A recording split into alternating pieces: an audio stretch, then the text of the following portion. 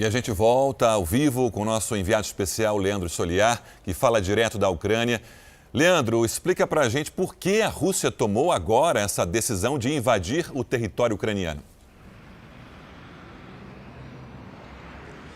Oi, Sérgio. Bom, é difícil entender a cabeça do presidente russo, Vladimir Putin, mas essa história, vou tentar resumir, começou lá atrás, em 2014, quando os jovens ucranianos foram para a rua, depois do fim da antiga União Soviética, eles foram para a rua para protestar contra o governo do então presidente Viktor Yanukovych.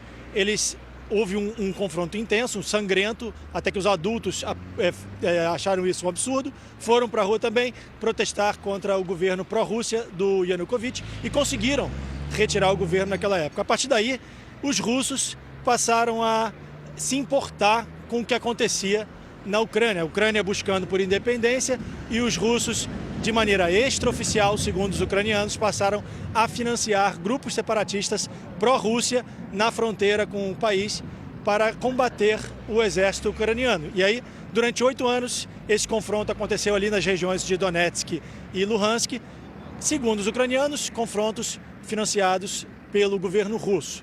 Mas a Rússia nega financiar esses confrontos, diz que ali são grupos separatistas, que é uma guerra interna entre os ucranianos e, extraoficialmente, a Ucrânia e os grupos separatistas continuaram essa guerra até que agora, recentemente, o presidente da Rússia, Vladimir Putin, reconheceu aquelas regiões ali de Donetsk e Luhansk como regiões independentes separatistas.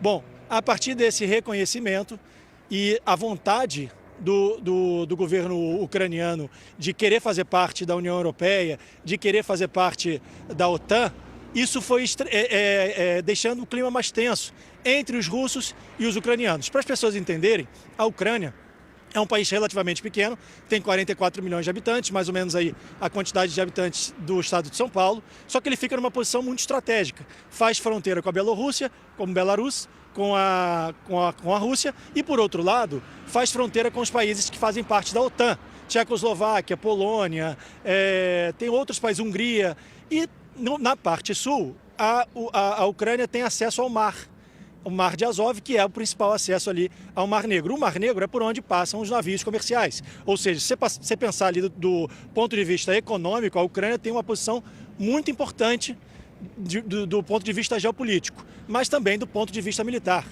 Porque como o povo ucraniano tem vontade de fazer parte da OTAN, não quer mais ficar sobre a hegemonia da Rússia, eles lutam para conseguir fazer parte não só da OTAN como da União Europeia. E aí a Rússia não quer isso, porque não quer que a OTAN coloque os mísseis dela aqui no país ucraniano, no quintal deles, né? E aí começa essa disputa pelo território. Agora, por conta desse reconhecimento do Vladimir Putin, ele se colocou numa posição difícil. Ele até então negava esse financiamento e agora ele teve que escolher entre invadir a Ucrânia ou parar de financiar, segundo os ucranianos, esses grupos separatistas. Mariana e Sérgio.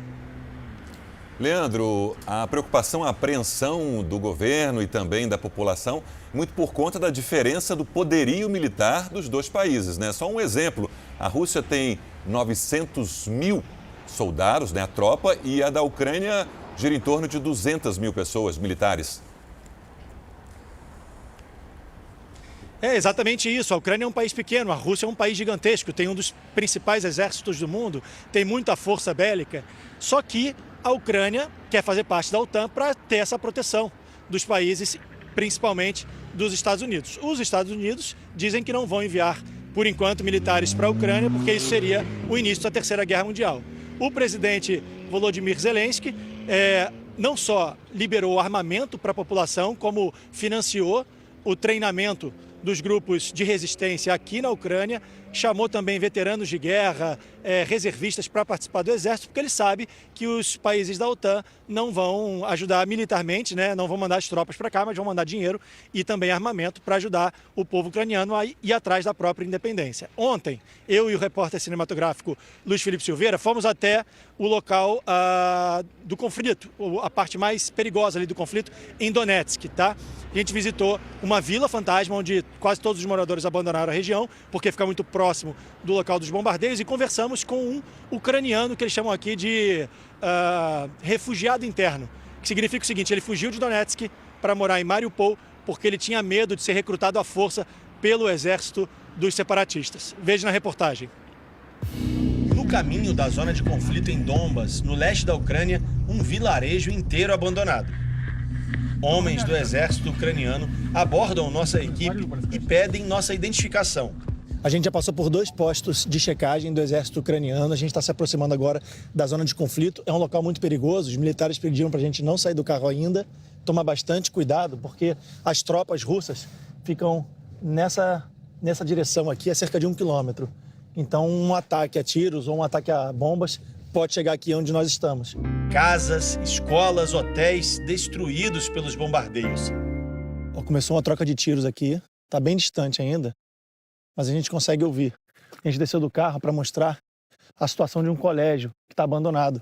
Isso aqui antes tinha funcionários, professores, alunos, mas por conta dos ataques e da guerra aqui na zona de conflito, todo mundo teve que deixar a região e o prédio ficou abandonado. A ucraniana Natália conta que o hotel onde trabalha está fechado desde que foi atacado pelos grupos separatistas. Os acessos são vigiados 24 horas por dia por militares armados. A gente conseguiu autorização para entrar nessa propriedade privada, onde funcionava um resort antes da guerra começar. A dona contou para a nossa equipe que o prédio principal foi atingido por um míssil. Olha a situação em que o prédio ficou. Casas vazias e quase ninguém na rua, depois que o presidente da Rússia, Vladimir Putin, reconheceu a região de Donetsk como zona separatista independente, os conflitos se intensificaram. Os disparos são ouvidos de longe. O presidente da Ucrânia, Volodymyr Zelensky, decretou estado de emergência no país e discute medidas de segurança, mas afirmou que as forças armadas vão manter as operações de combate nos territórios separatistas de Luhansk e Donetsk, reconhecidos essa semana pela Rússia. Vladislav fugiu de Donetsk e é o que chamam aqui de refugiado interno. Ele conta que os grupos separatistas são formados por russos e recrutam moradores à força, mas tem esperança de que tudo vai melhorar. Eles usam moradores como escudo e você não pode nem sair de casa, mas sonho em ser como era. Ele quer voltar para casa, mas só quando o lugar onde nasceu deixar de ser uma zona de guerra.